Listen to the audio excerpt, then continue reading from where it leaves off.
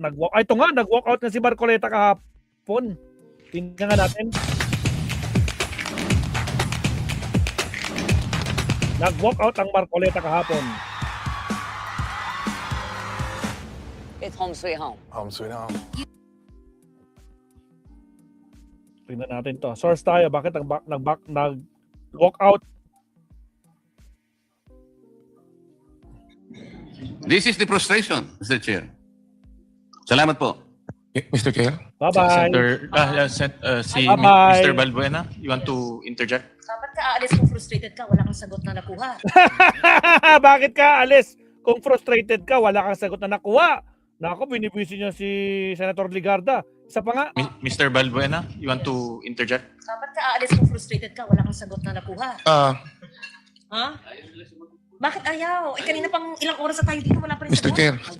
Enzo Ba't ka wala?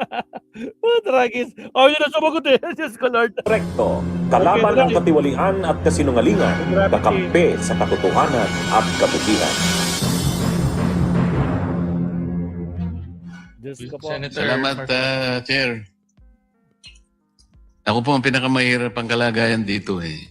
Agoy! Wag Hindi ko ka! malaman paano ko makapagpa-participate kung ang pinag-uusapan ang laki-laki na ng problema. Ang sinasabi ko naman, merong recourse kasi kamukha nung ibinigay kong mga slides. Kung paniniwalaan po ninyo yung mga data na yun, wala tayong pinag-uusapan ngayon eh. Yun ang problema eh. Ang isa pong irony, Mr. Chair, yung binanggit ng aking kumare, yung replacement cost. Okay? So, gusto kong balikan yun. I want to belabor that kasi yung pong nakaraang hearing natin last Tuesday, maliwanag po na sabi ninyo, DOE, meron tayong 46 days for diesel at that time. Tuesday po ito. Sa kerosene naman, meron tayong 53 days. Ang pinag-uusapan natin doon, after 15 days, mula nung sabihin ng Pangulo na meron tayong 50 to 60 days inventory, biglang pumalo sa 110 pesos per liter.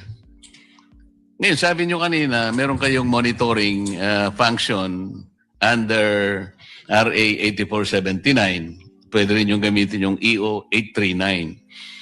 Meron kayong pwedeng gawin na mag-issue ng SOCOS order. Ano po yung una nyong ginawa? Tinignan niyo ba kung anong basis nung 110? Iyon po yung gusto kong balikan eh. O bigla na lang kayong naniwala, hindi kayo nag-validate. Dati po nilang inventaryo yun eh. Paano po magiging 110 from 55? So kung ginamit po ninyo yung tungkulin nyo under the law, like kayo nagmo-monitor, ini-screen ninyo lahat, did you ask them to present, for example, documents na to validate na kailangan 110 na per liter? Kinuha nyo ba yung mga dokumento sa kanila na bumili na ba on the replacement cost ang basis? Paano po nangyari yun? Inventaryo po ang pinag-uusapan natin. Wala pa naman eh. Ang problema kasi sa replacement cost kasi, Mr. Chair, kahit na wala pa yung ibibili nila sa susunod na kanilang pagbili, ay dapat nandun na yung cost na dinidictate nung Argus at saka nung MAPS. Yung problema eh. Ito pong replacement cost, Mr. Chair, konektado po doon sa sinasabi nating rackets and feathers irony. Ano po ibig sabihin nun? Ito pong rackets and feathers irony focuses on the asymmetry of pricing. Where prices shoot like rockets when the global prices rise, but they fall like feathers when they drop. Ganun po eh. Sino po yung tinatamaan, di ba? Yung taong bayan. Can you explain that? Paano po naging 110 nang hindi nyo man lang nababalidate? Oh. Thank you very much.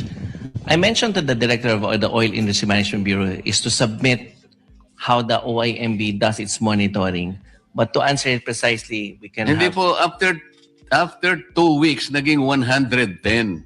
So did you confirm that? Did you validate that na talagang bumili sila at 110 pesos per liter? O ginamit pa lang nila yung kanilang inventory because at that time, meron pa silang 46 days for diesel and 53 days for gasoline. Mr. Chair, because we always have the cyclic differential cost Mahihirapan ka dyan sir, pagka dyan ka tumira eh. Ganito sinasabi ko, meron pa silang inventaryo. You take note, 46 days pa. Last hearing ito eh. Ibig sabihin, andun pa yung binili nila sa dating Correct. presyo. Ngayon, after 2 weeks, bigla nilang sumirit. Sabi nga nila, 110. Na ngayon, nag-a-average na ng 126. Paano nyo minonitor? Paano nyo binalidate na totoo yun? Samantalang ang ginagamit pa nila ay inventaryo pa nila na binili doon sa dating presyo. Mr. Chair, because basically it's like saying that the diesel we consume is around 33 million liters per day. So mga 7 days po yan at pag yan ho ang nabenta, they always, the industry always... After 2 weeks ba, naubos na yung kagad ng inventaryo? 45... Yung dumadating pagka next week. Hindi, teka mo, ang puntahan muna natin yung inventaryo nila. After 2 weeks ba naubos ang inventaryo? Is that the assumption of DOE? No, it's around yun pala, 7 days. Isang binasi yung 110. That is the question. So, Mr. Chair, because they have to replenish again the 7 days. Yusek, hindi ka director. After 2 weeks, nandun pa yung inventaryo. Yes. Okay. Pero after 2 weeks, 110 na nga ang ginamit eh. So, inventaryo pa rin ang ginamit. How did you justify that?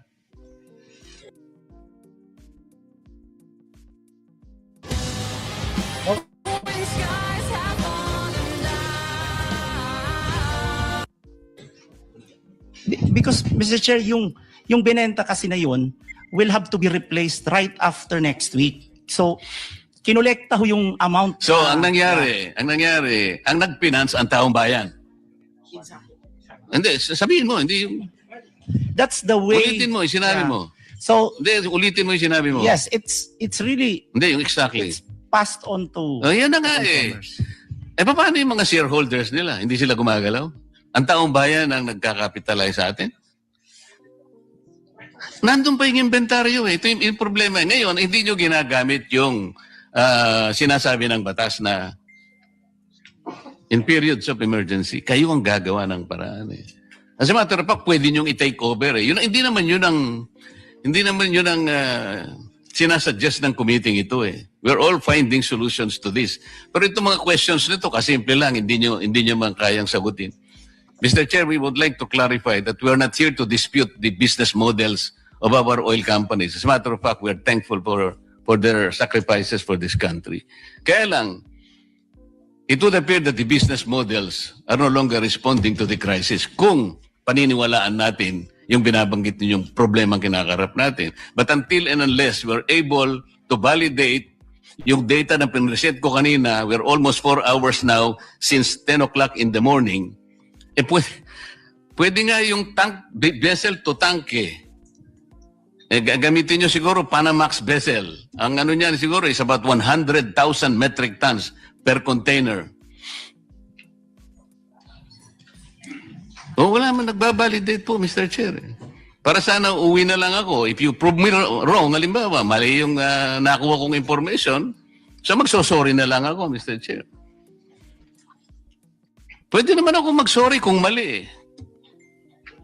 Hindi na, habulin ko na lang yung tao ko, yung kaibigan ko na nagsabi sa akin ng gano'n. Bakit mo sinabi ito? Mali pala. Kasi gusto ko lang makatulong talaga eh. I wanted to be wrong kung mali talaga. But you have to prove me wrong. Government to government, hindi nga dapat mangyari yung pumunta nga. Andun nga yung tangke Yung mga tangke ng dalawang refineries. Rotterdam refineries produces, I think, 1.2 billion barrels, yes, per day. At nandun ang kanilang tangke sa Singapore. Petronas also, andun ang tangke nila. Ayun po yung kanilang presyo. No, nobody is reacting to this. Pinag-uusapan natin yung problema at ang mga measures na gagawin natin without even going back and checking whether those data are valid or not. So, paano yung replacement cost? I already told you, kung papayagan natin yon after 3 weeks or after 2 weeks, 3 billion pesos per day. Did you check this? You see? Okay. No, did you check that is 3 billion pesos per day ang income? Pireset ko kanina.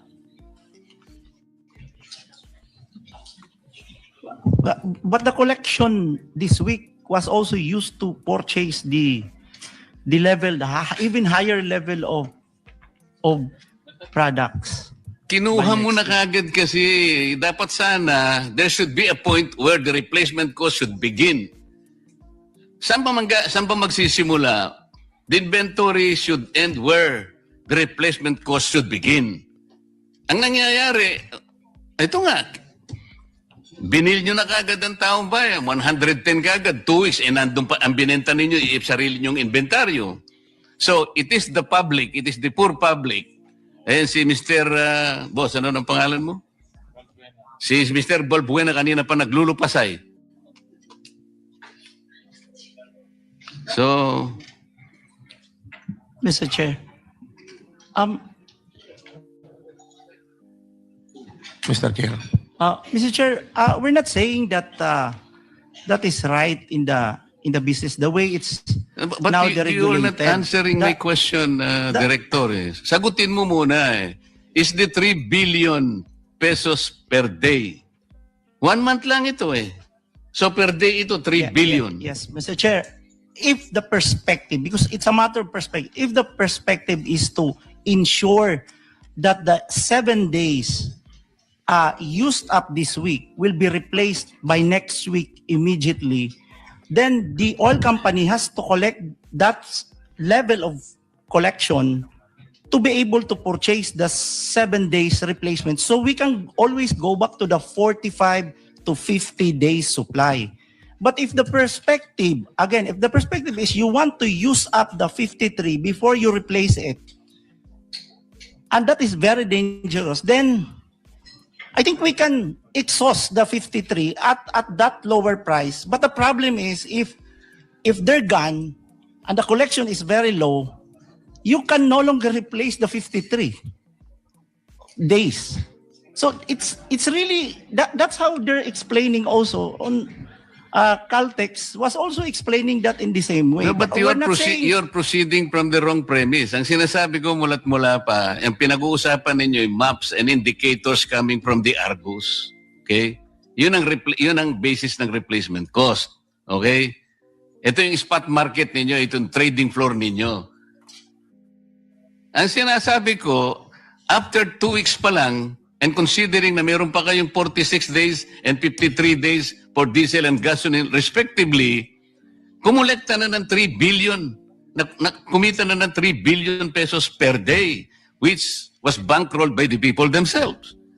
This is the irony. Ngayon, ano yung role ninyo in the period of emergency and national interest is involved already? Ba't ang pinag-uusapan pa natin replacement cost na kagad? Ito muna ang sagutin ninyo. Is it reasonable? Is this reasonable? In 2 weeks' time? Mr. Chair, again, it's a matter of perspective. When the law says that we may direct the operation, we have to be mindful of again, on price. We have to be mindful of allowing the oil company to be able to replace it on a weekly basis. Okay. Isara natin ang argumento. Did you check the oil companies? Kinuha nyo yung document? Kanino la binili? Makikita nyo ba kung magkano binili? Did you check that? Have you done that? Not in that paano mo sasabihin ngayon? Katungkulan nyo nga yun. If you are screening, if you are monitoring, okay, sabihin na natin replacement cost. Ali kayo mga kaibigan. Pwede nyo bandalin yung inyong mga ICPO. Tingnan natin kung saan nyo binili. Binili natin kay ganito. Ito po yung presyo. Ganito. At least chinek natin. Now I am asking you, nag-check, sabi nyo hindi. So ano yung monitoring? This is the frustration, Mr. Chair. Salamat po. Mr. Chair? Senator, Mr. Balbuena, you want to interject? Ba't ka aalis kung frustrated ka? Wala kang sagot na nakuha. Ha? Bakit ayaw? Kanina pang ilang oras na tayo dito, wala pa rin sagot. So go ahead. Talaga si Marcoleta, mga kabsat. Diyos ko po, Lord Rudy, hindi niya matanggap. Actually, nagigets ko naman yung gusto niya sabihin, guys, no? Yung fuel, nakapagpondo na ng 50 to 60 days, meron pa tayong fuel, mga kabsat, sabi niya, na binili noon, no? So talagang may reserve na fuel. Kaso naman yung punto ng isa, kapag hindi kasi i-replenish yung mga nawawala, kung hihintayin mong ubusin yun, pinakadelikado yun. Delikado in the sense na talagang totally wala, lahat masya-shutdown. Kung hindi nila kumbaga parang i-replenish. Kumbaga yung maximum of 60 days. Yung maximum of 60 days ng yung mga nag-iipon diyan ng oil na binili nila. Kapag hindi nila replenish at yung ni-replenish nila, yun ang problema. Kasi mahal. Isa nila kukunin yun, malulugi sila talaga. 'Di ba? Kung kukunin nila sa budget, talagang yan tuloy. Kaya naku po, pero mga kahit pa paano naman medyo hindi lang nagka-intindihan. At yun nga lang, nag-walk out na lang. Nag-walk out na lang ito si Marcoleta. Ayaw niya nang intindihin yung side ng nung mga nagmo-monitor diyan sa fuel na yun. Alright? So mga kabsat, again, it's already almost 2 hours na tayo naka-live stream. 2 hours. Maraming salamat. Mamaya ulit, mag-live stream tayo mamayang gabi. Kita-kits tayo. And syempre, sa mga bagong pasok at shoutout sa inyong lahat, huwag kalimutan mag-like, subscribe. Shoutout, Jenny Ramos, Elican Del Carmen, Deo Marte, Tiger Woman, Kate, Shalom, Taga Norte, si Dark Angel, sino pa ba mga pumasok mula kanina? Sa lahat na mga pumatong, shoutout sa inyo mga